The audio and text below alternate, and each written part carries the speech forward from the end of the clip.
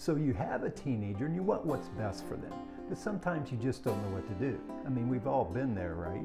Well, I know I have. Well, hello everyone. My name is Jim White and I'm an author, coach, and the founder of the Family Enrichment Academy. But more importantly, I'm a parent just like you. My wife and I have raised 6 children and we now have 13 grandchildren, and it's growing every day, it seems like. So I've been there as well. Well, I'm really excited about this next series I'm putting together. It's going to be a 10-part series, 10 separate videos. And we're going to talk about the top 10 things that you need to stop doing as a parent with a teenager or a preteen.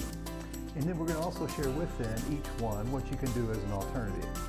Well, this is the first video in that series, so we want to start with number 10, the number 10 thing you need to stop doing as a parent with a preteen or a teen.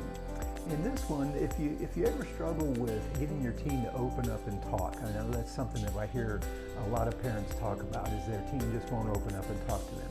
Well, if that's something you're concerned about, this may be something that you're doing inadvertently that's shutting your teen down. So let's take a look at this number 10 thing you need to stop doing and what you can do instead. Let's get started.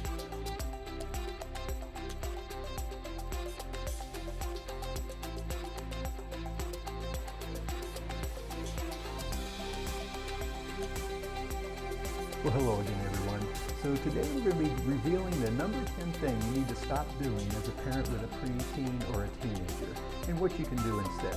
And so this is the first of our 10-part series. So let's get started. So that first thing I'm going to throw out to you that you need to stop doing is you need to stop dismissing your teen or your preteen's feelings. Now, what I mean by that is, when they have something come up, an emotion of some kind, you need to not dismiss it. So I'm going to give you a couple of examples of what I'm talking about.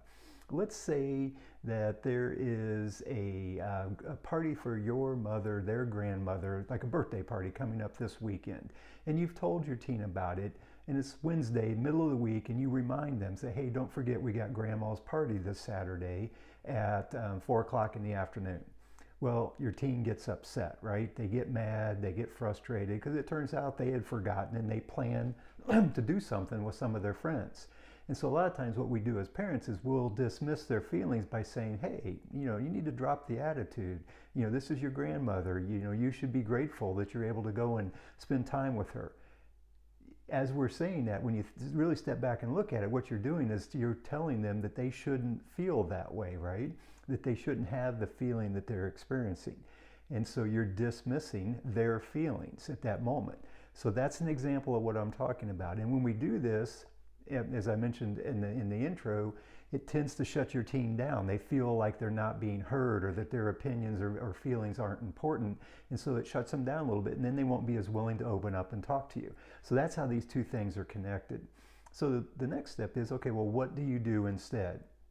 So instead of dismissing the feeling, what I would throw out is you need to acknowledge and validate their feelings as the alternative.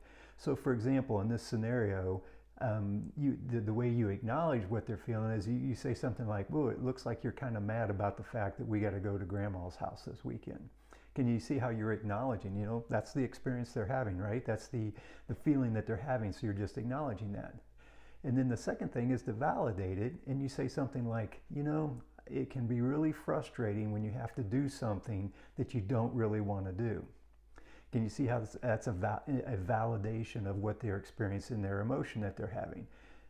A lot of times you do that, the teen will start to feel heard, and it'll help them to get through that to the next step. So that idea of not dismissing that feeling, acknowledge and validate it instead. Now, another thing I want to point out is sometimes we almost can be doing something that we feel like is going to encourage or help the teen, but when we do it, we're actually dismissing feelings. So I'm going to give you another example. Let's say that your teenager has a big test today, and they've been working hard and studying for this big test, and it's important to them. They come down in the morning before school, and you can tell they're a little anxious, they're a little nervous about the whole thing. And so you say to them, again, you're trying to be positive, but you say to them, you shouldn't be worried. You're going to be fine. You've worked really hard. You're really smart. You'll be okay with this.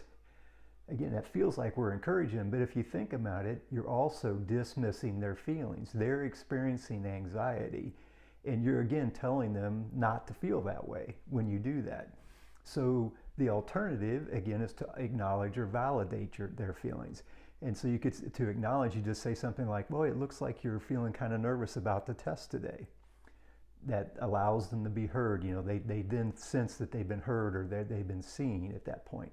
And then the second thing is to validate. You say, I know that this grade is really important to you, so it makes sense that you'd be nervous about taking a really big test.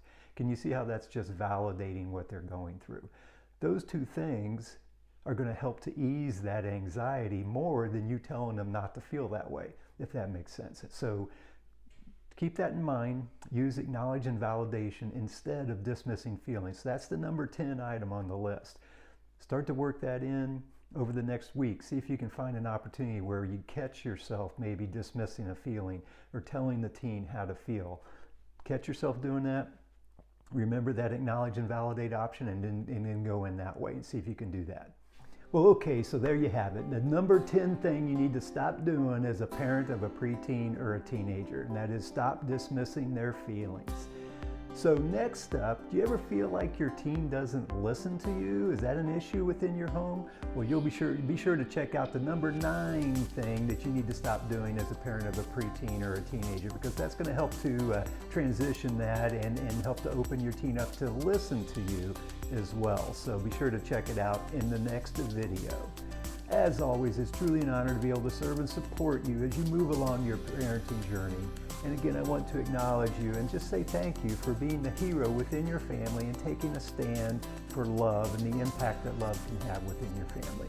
I truly appreciate it, and it's just a tremendous privilege to be able to serve and support you as you move towards that. So remember, until next time, a change in perspective changes everything.